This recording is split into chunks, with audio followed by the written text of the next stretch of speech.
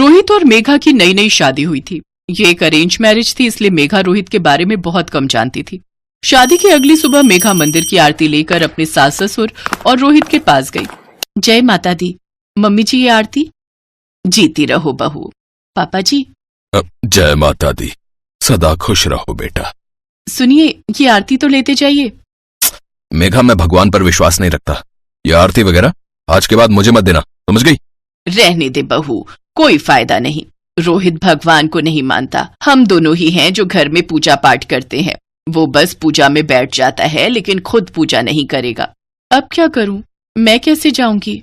क्या हुआ बहू, तुम किस सोच में पड़ गई? वो मम्मी जी, मैंने मन्नत ली थी कि शादी के बाद मैं वैष्णो देवी की यात्रा पर जाऊंगी, पर अब कैसे होगा? रोहित तो। चिंता मत करो बहू, रोहित तुम्हारे साथ वैष्णो देवी यात्रा पर जरूर जाएगा।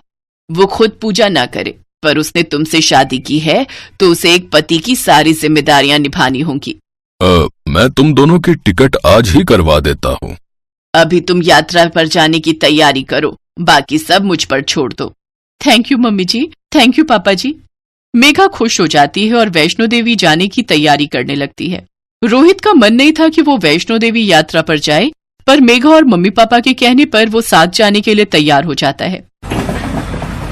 दोनों कटरा पहुंचते हैं। एक रूम लेकर वहां सामान रखकर वो यात्रा के लिए निकलते हैं।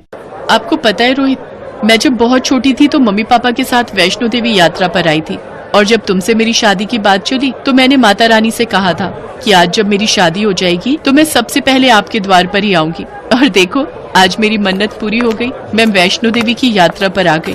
Thank you Rohit. हाँ, आना तो था ही। अब तुमसे शादी जो हुई है, पर कुछ भी कहो मेघा, मैं भगवान को नहीं मानता। मुझे लगता नहीं कि भगवान है। देखो, हम दोनों बेकार में थके हुए यहाँ आए हैं। इतनी लंबी चढ़ाई करेंगे, वो भी पैदल। इससे तो अच्छा मैं तुम्हें कहीं अच्छे हिल स्टेशन पर ले चलता। पता है वहां कितना मजा आता। क्या तुम बेकार में यहाँ थकने के लिए आ गई हो यार? और साथ में मैं भी थक गया हूँ। ना तुम्हें यहाँ का कुछ पता है ना मुझे। साथ साथ चलना, इधर उधर हो गई तो फिर कहाँ ढूंढता रहूंगा। रोहित, माता रानी के होते हुए हम पर कोई संकट नहीं आएगा।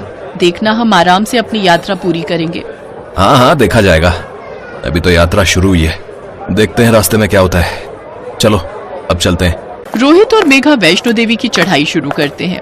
रास्ते में थोड़ी थोड़ी जगह पर रुकते आराम करते वो दोनों आगे बढ़ते रहे। मेघा जय माता दी बोलती जा रही थी। रोहित कुछ मिनटों के लिए वहीं बेंच पर बैठ गया। तभी बहुत सी भीड़ में लोग जय माता दी बोलते हुए आगे बढ़े। मेघा ने सोचा रोहित साथ चलने लगा है। वो भी आनंद के साथ उन लोगों के साथ जयकारा लगाते हुए आगे बढ़ने लगी।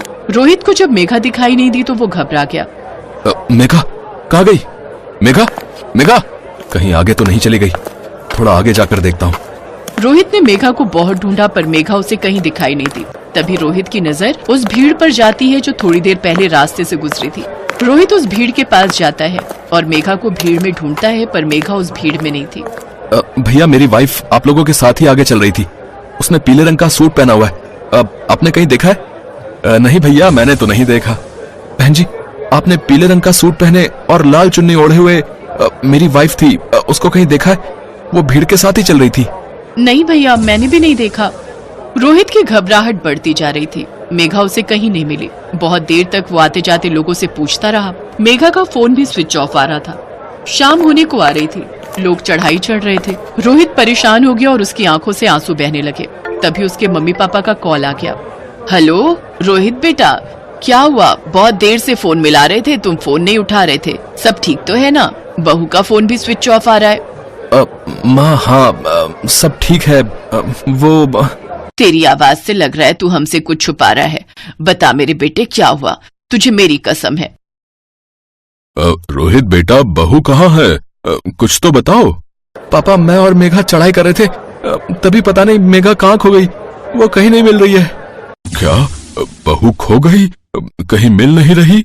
मुझे फोन दो, मेरा बच्चा वहाँ परेशान हो रहा है। पता नहीं हमारी बहू कहाँ चली गई। हेलो रोहित बेटा, चिंता मत कर, सब ठीक हो जाएगा। बहू मिल जाएगी।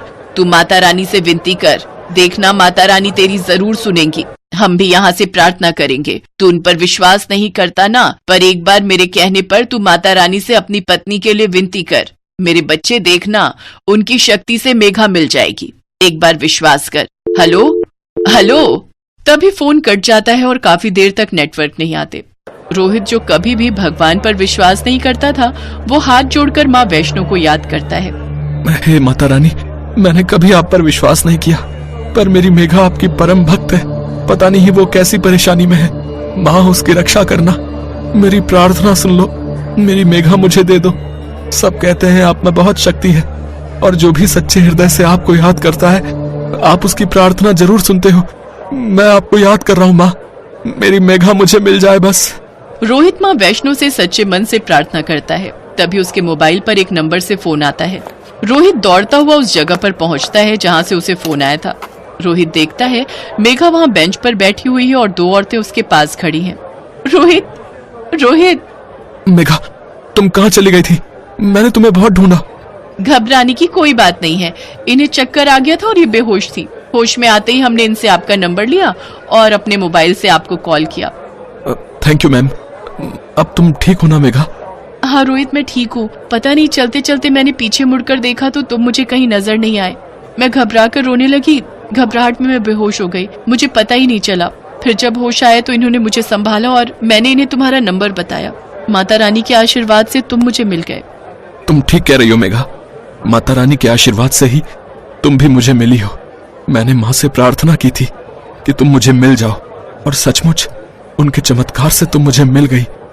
मेघा, मैं विश्वास नहीं करता था माँ पर आज उनकी शक्ति को देखकर मैं उन पर विश्वास कर सकता हूँ।